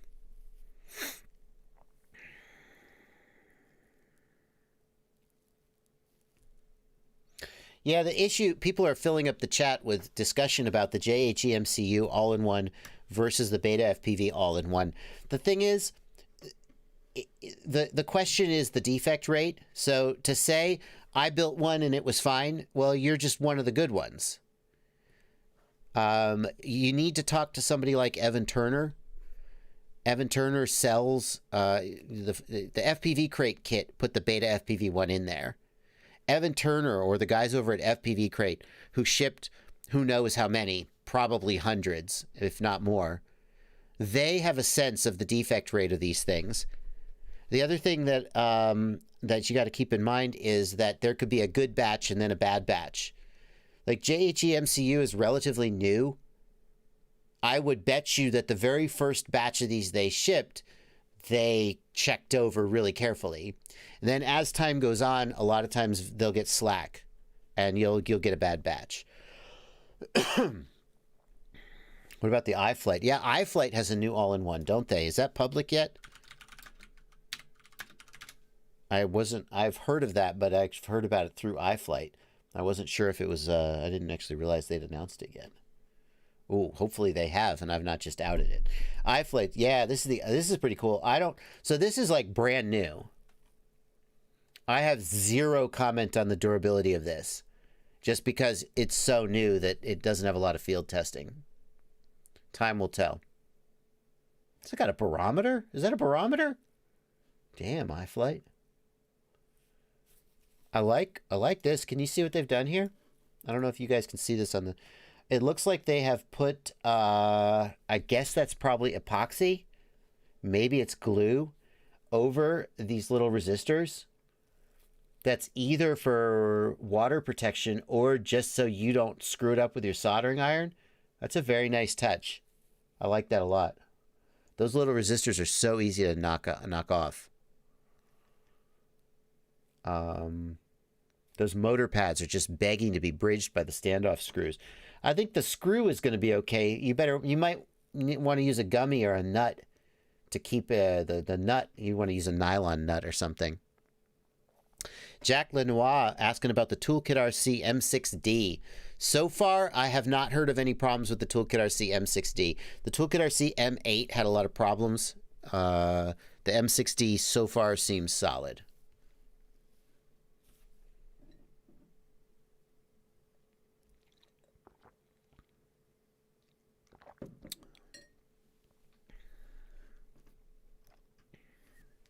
Ron Grant, thanks for a $5 super chat. Does the higher wattage setting on the Vista extend transmitter range? No, Ron. So the higher output power extends the video range. The controller, it doesn't increase the controller output power, but the controller already has more range than you really need. So I don't think it should matter. I actually am not 100% sure about that answer. Does the controller also adjust its output power when you turn the video transmitter power up? Or does the controller just always broadcast at max speed, max power?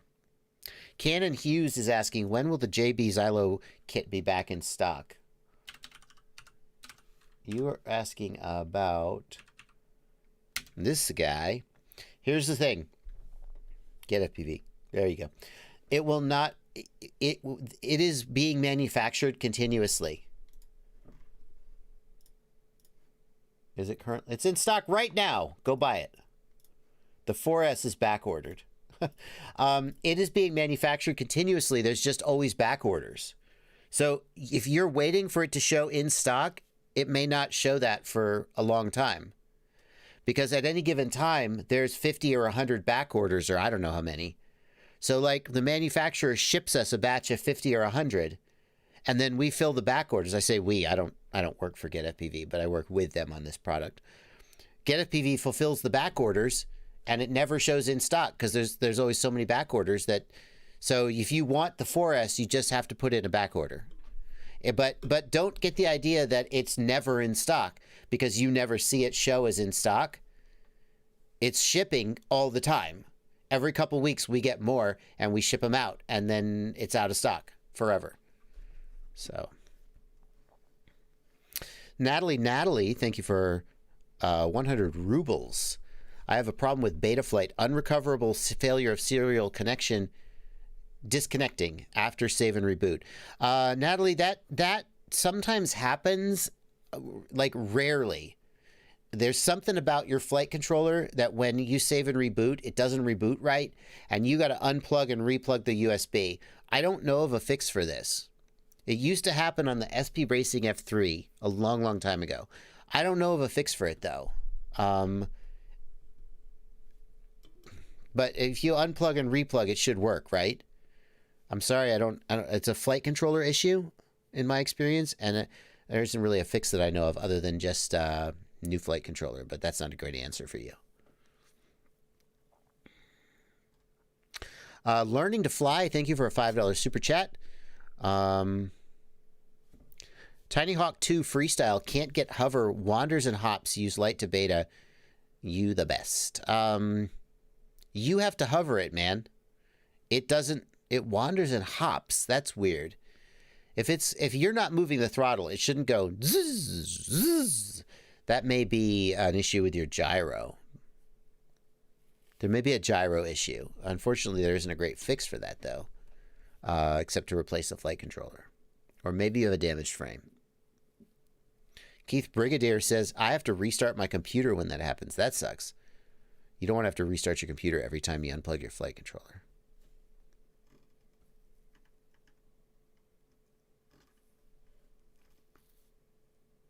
Mike Bemillier says maybe the idle's too high. The idle being too high means it would climb, but if it's twitching and hopping, that's a gyro issue. Niku says, what about your perfect freestyle quad? Any updates on it? Yeah, Niku, I am currently waiting for the first batch of JBF7, and then I think I will be ready to record and announce my perfect freestyle quad update. When will you have a build video of a quad with all JB parts, asks Robert Washa.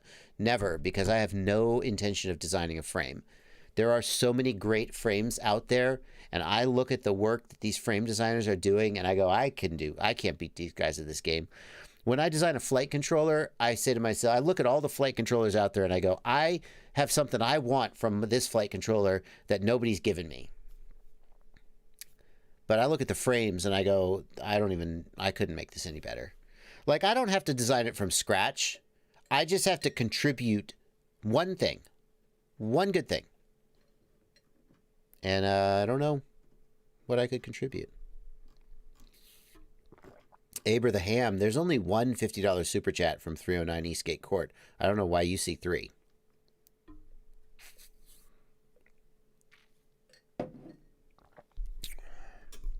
Any lithium ion mod possible in the original Emax Tiny Hawk? Amit Lal, I doubt that the original Emax Tiny Hawk would fly okay, even on a 1S 18650. You could do it, but I think it would fly like crap. So here's how, if there ever is a JB frame, here's how it will come about. I will find a frame that I really like, and then I'll say, this is good, but I would change this about it. And the frame designer will go, okay, yeah, we could do that. We'll do a little signature frame. Learning to Fly says, I barely raise the throttle and it starts hopping till it launches upward and I can't get it to hold. Yeah, okay, Learning to Fly, based on what you're describing there, you could have a problem with your throttle channel endpoints, or you could have your idle speed too high. The first thing I would do is check the endpoints, make sure the throttle goes down to 1,000 and up to 2,000. The other, that's the number one thing to do, is check your endpoints. How is the DJI FPV racing drone? How is the testing going? Asks Tommy FPV. Tommy, I don't know if you're doing this on purpose, but this is a thing people do where they try and trick me into revealing secret information by phrasing a question. They go, hey, how's that testing on that new DJI goggle module V2? How's that testing going? And then they hope that I'll go, oh yeah, testing's going really good. And I'll inadvertently confirm that the DJI Goggle Module V2 exists. I don't know anything about the DJI FPV racing drone, Tommy. I'm not testing it. So I don't know if you think that I am, or maybe you're trying to like trick me into revealing that I am. I can tell you that I am not. Which actually tells you something, because if I was, I'd be cagey. I'd be like, well, I don't have any comment about that. But I got a little canary in the coal mine approach, right? I will have no problem telling you if I don't know anything or if I am not working on something. So then if you ever ask me a question and I don't deny it, maybe I know something.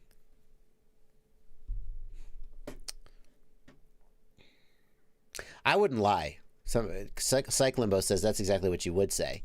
No, that's not true, Cyclimbo. I'm not a liar. I would say no comment. I would not say that I wasn't working on something if I knew that I was.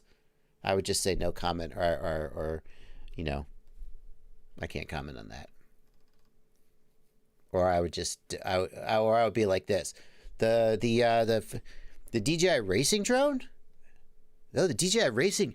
Here, you guys asked me, well, what do you know about that new DJI racing drone? The DJI racing drone. Is DJI working on a racing drone, huh? Interesting. Yeah? What have you heard about it?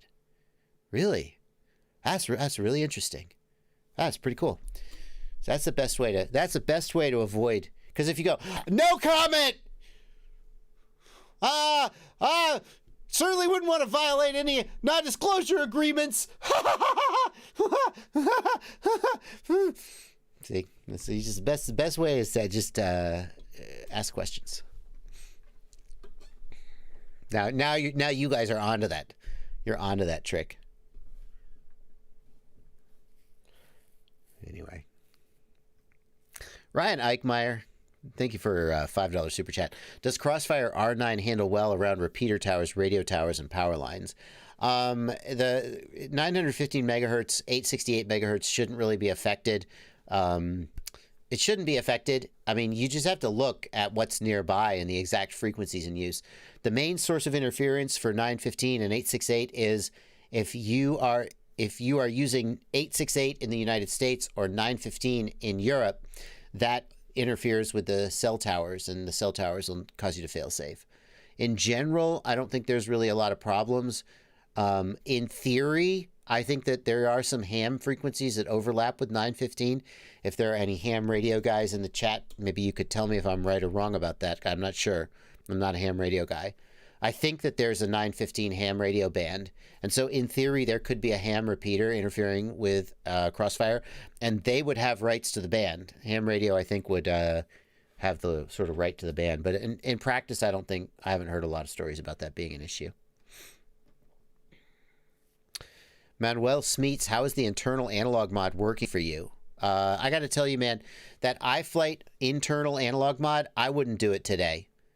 It is the lowest profile mod, but it requires so much surgery on the goggles, and there are so many other options today, like the BDI Digidaptor faceplate. All you have to do is take out 2 screws, take the faceplate off, and replace it with the BDI faceplate.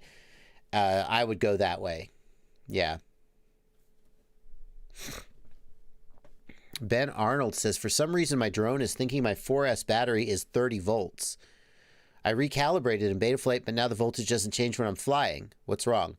Ben Arnold, double check that your voltage meter source is onboard ADC. That is almost always the right option, unless if you're using 4S, that's essentially always the right option. If that isn't working, you could have a damaged voltage sensor on your flight controller.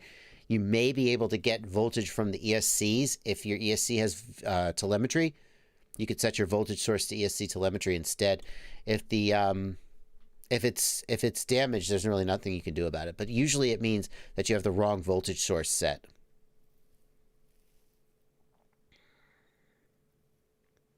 Do you need a 107 to upload FPV videos to YouTube? Asks Mad Hero Bots RC. The short answer, Mad Hero, is the answer is you need a 107 if the flight is done in furtherance of a commercial endeavor. I don't know the exact wording, but the gist of it is, it doesn't matter whether money changed hands. If money changed hands, then you need a 107. But even if money didn't, let's say that your sister is a real estate agent, and your sister says, hey, can you bring your drone over and take a picture of this house for me? She doesn't pay you for it. Doesn't even buy you lunch. What's wrong with your sister? She just takes your footage and puts it on the listing. That needed a 107 because it was done in furtherance of a commercial endeavor. Even though you didn't take any money, you just did it for your sister for free. So if you post a video to YouTube, do you need a 107? If the video is monetized, yes, absolutely, you're supposed to have a 107. If the video is not monetized, then it could still need a 107. Let's say that you are a frame manufacturer and you take a video of your new frame and you post it to YouTube. That is clearly in furtherance of a commercial endeavor, and you're supposed to have a 107, even if you don't monetize the video. If you just post your videos to YouTube and you're doing it for fun, no, you don't need a 107.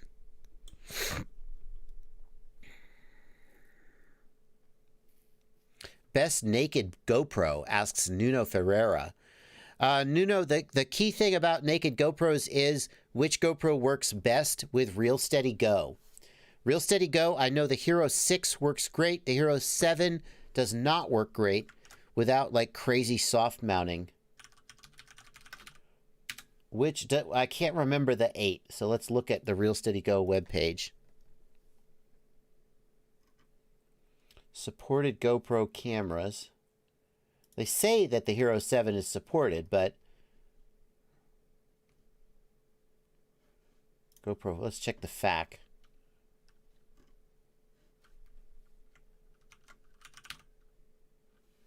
Yeah, Hero 5 or Hero 7 requires a soft mount. What about the Hero 8? It doesn't say.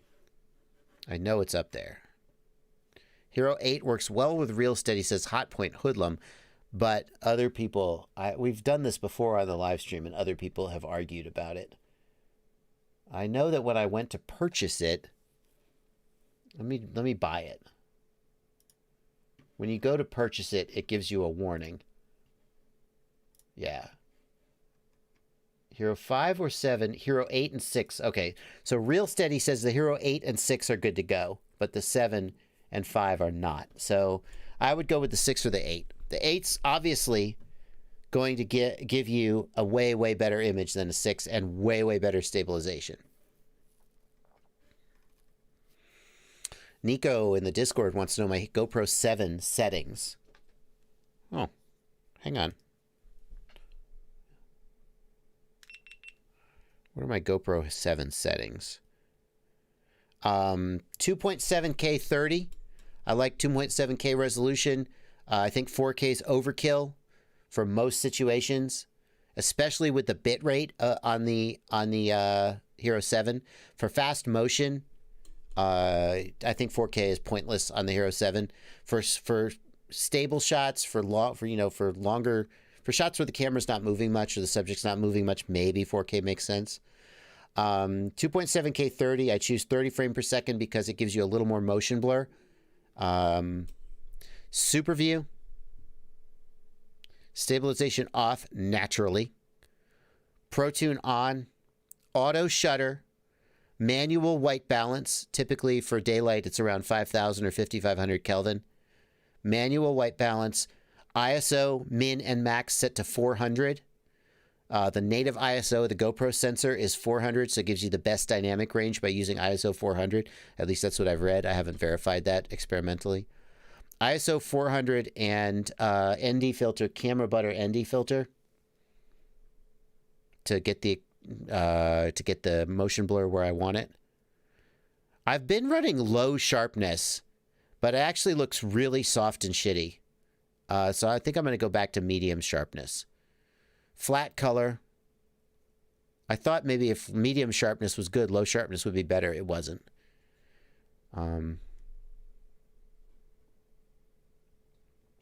Is Hero 7 better than 8 because of removable lens? Yes, for sure. That's it. Those are my settings. Now you know.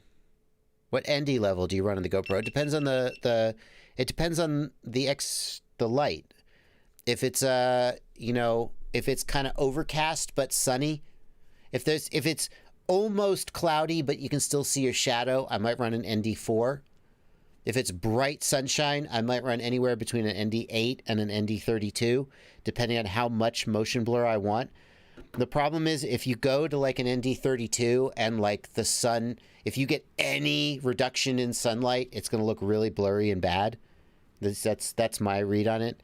So most of the time my go-to is between an ND4 and an ND16. An ND, if I had to pick one like forever, it probably would be an ND4. An ND4 is going to be not enough for some situations, but I'd rather have a little bit not enough than too much, because when there's too much, you just get a ton of just watercolor blur and it's no good. Mighty FPV says, whenever I arm, my drone says RC smoothing failure. I cannot figure out how to make the RC smoothing work and ideas. That's pretty weird. Let's look into that. RC smoothing failure. Okay, nothing here. RC smoothing init failed sometimes. What causes this to fail? I think what would cause it to fail is that your RC command is too erratic.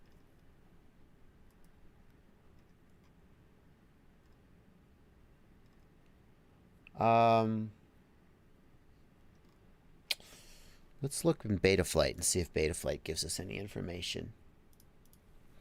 So, I mean, I would say that that's something to do with your RC input is super, you got a lot of dropped packets or something in your RC input. Let's go to the OSD tab and RC smoothing failure. Warns when RC smoothing initialization failed. Oh, thank you. That's not super helpful. What could cause that? What receiver are you using? That's a big question. I mean, FP says Oscar Leong says an ND4 is useless and you only need an ND8 to 32. I think that's kind of similar to what I said. It's kind of, I mean, ND4 is like you get a little bit of help, but it's never going to be too much. And that's what I was going for. Most of the time, you're right. ND4 is not enough for most situations, in my opinion. I agree. Going back to the init failure, initialization failure, tell me what you're using. Crossfire? There's no reason you should be getting that with Crossfire. Crossfire should be rock solid.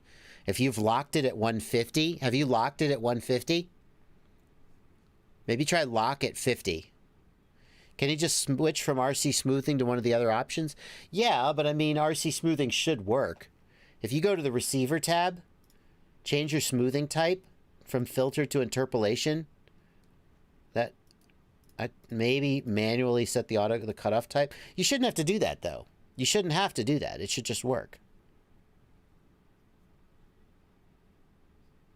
It should just work.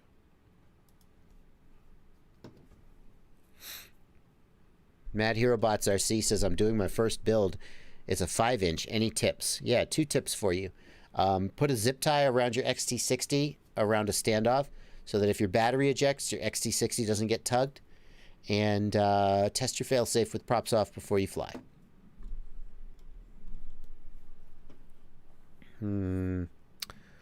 Kinjuragi, thank you for a 5-pound super chat. How's the testing on the HD Orca gear going? See, there it goes again. Trying to fish me out. Hey, how's that testing on that new Orca high def gear going? I don't know. They haven't sent me. Orca hasn't sent me any high def gear, so I couldn't say. I couldn't say because I don't have it. I can tell you I don't have it. What crimp tool do you recommend for 4-in-1 ESC plugs? I hate crimping those pins. I don't recommend a crimp tool. I recommend you buy pre-crimped wires. Look at this. Look at this. Just your life is worth more. Your life is worth more. You go to Amazon. You go to Race Day Quads. These are actually pre-crimped connectors. That's even, I'm not sure that's actually what I want. What I would like is something like this. These are pre-crimped wires with naked housings. Don't crimp them. Has Orca confirmed that their people are testing HD gear? Or are they are you trying to like get me to reveal something that I don't even know anything about? I mean, there are rumors that Orca's working on HD system. Have they actually, are there any actual confirmations that people are testing it? Kinjuro says, pre-crimped wire is not short enough and not reliably available in the UK. I mean, then I would just look on DigiKey or Mauser for a crimping tool and buy the most expensive one. I see. Kinjuro was explicitly referencing my earlier joke about trying to get information out of me.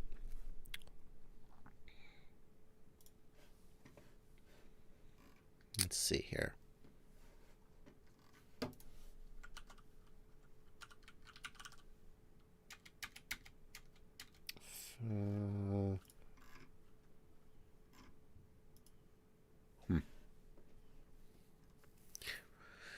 Sean K says, find a frame you like. Thank you for $5, Sean K. Find a frame you like, get him to add motor screws, and slap a JB sticker on the frame. Heck yeah. Ryan Eichmeyer, thanks for $10 super chat. If it was up to you for the DJI Goggle V2, would you prefer a smaller form factor or a larger form factor but higher bit rate and higher resolution? Smaller form factor. 50 megabit per second is amazing. I guarantee you if they gave us 1080 instead of 720, I would think that was amazing and this looked like crap. But I would take smaller form factor. I would love to see. I mean, it's not possible because the DJI uses 2-inch screens and the Fat Shark uses half-inch screens, I believe. Maybe even smaller. I think Fat Shark uses half-inch screens. So, I mean, you're not going to get a 2-inch screen into a Fat Shark-sized goggle. It's just not going to, you can't do it. Yeah. Jonathan K, yes, 2450 kV motors are great for a 4S battery. That is a great all-around. Yep. When I arm my quad, it takes off into the sky. McLean Mert, the #1 reason for the quad to take off to the sky as soon as you arm is because you... One second.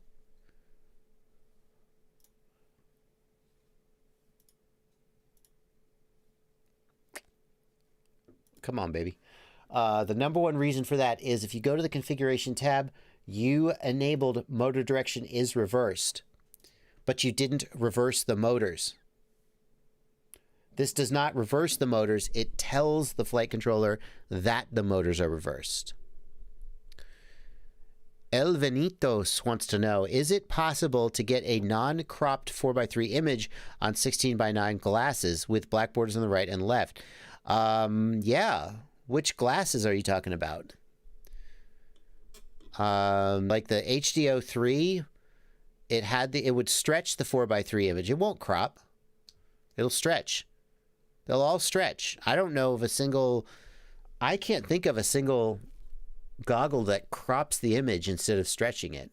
Not an analog goggle for sure. Let's see here. Manuel Smeet says, I'm thinking to do a mod with a module, but outside of the goggle through the AV input. Will it work right? Yeah, absolutely. It'll totally work. It'll work just like all the other mods do. It just won't be attached to the goggle. Why do I put Kapton tape on my VTX? I don't. Well, sometimes I do.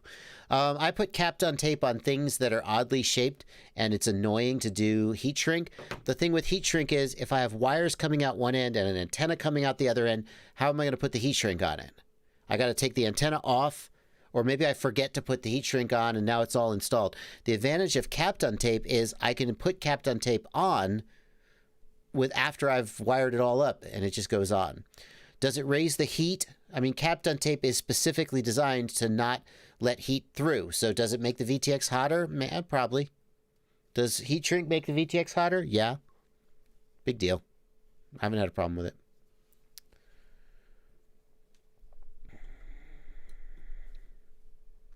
Haven't had a problem with it. How do you calibrate a whoop accelerometer when the USB cable prevents laying it flat? You can trim the accelerometer in flight. So what you do is you just hold it level and you calibrate the accelerometer to get it close. Then you take off and you center the sticks. And if it drifts one way, what you do is you land, disarm, raise the throttle all the way up while disarmed, and push the right stick in the direction you want to nudge the accelerometer trim. And you'll just go forward, forward, forward, forward, and that'll trim it forward until it's flat. I mean, whichever way you trim it, whichever way you need to go. Let's see.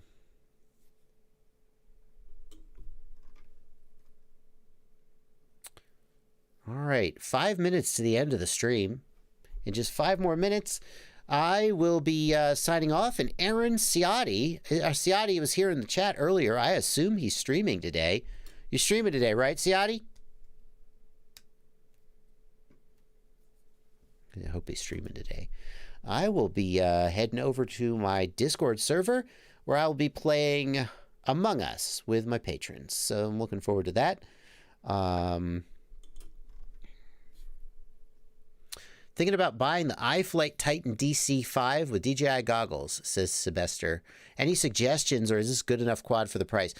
Sylvester, the Titan DC5, I'll have 2 videos about the Titan DC5 coming out this week. One is a setup video. If you do buy it, I hope you'll check out that setup video. And one is a review. The Titan DC5, here's my... I haven't done an in-depth review of it. Because when I first saw it, I thought it's big and heavy. It is 660 grams with like a 1300 4S on it. I flew it at 660 grams with no GoPro, and I thought it was okay. I put a GoPro on it. It was 820 grams, and I thought it was kind of a pig. So if you plan to fly that Titan XL5 with no GoPro, it's okay. I think the thing is, if I'm going to fly an 820 gram quad with a GoPro, I want it to be a 6-inch or a 7-inch for a cruiser. I just don't see any point in an 800 plus gram 5-inch freestyle quad. It's too heavy. That's my opinion. But it's a solid quad if you don't plan to fly it with a GoPro. All right. Stop shouting at me, Mighty FPV. That's how you get timeout. All right, guys. It is 4 minutes to the end of the stream. Has Aaron Ciotti popped up? Tark61, I missed your super chat. I'm really sorry about that, man. Let me get that. Tark61, thank you for a $5 super chat. Does your 6S tune for the Sedora apply to the 4S version? In general, Tark, yeah, because the RPM of the motor is about the same between the two. I think you'd be fine to start with my 6S tune and see how it flies. May need a slight change in the P&D gain, but overall, I think it's going to be very similar. Joshua, do an X-Class build for once. I built a Beast Class. That's as far as I can afford to go. Ciotti is posting the link to his stream. He's going to be doing Simulator Sundays, Q&A, and Whoop Builds Intensify. Ciotti is going to be posting there. And I am going to be signing off. In fact, I'm going to sign off just 2 or 3 minutes early today so I can run upstairs and use the bathroom real quick before I go down and start playing Among Us with my patrons. So that's going to do it for this stream. I will see you guys. Good luck, Ciotti. Have a great stream. I'll see you guys tomorrow at 8 p.m. Eastern Time when I do my next stream and throughout the week. Happy flying, everybody. Thank you for coming out. We'll see you. I'll see you, patrons. I'll see you in a few minutes. And everybody else, I'll see you tomorrow. Bye, everybody.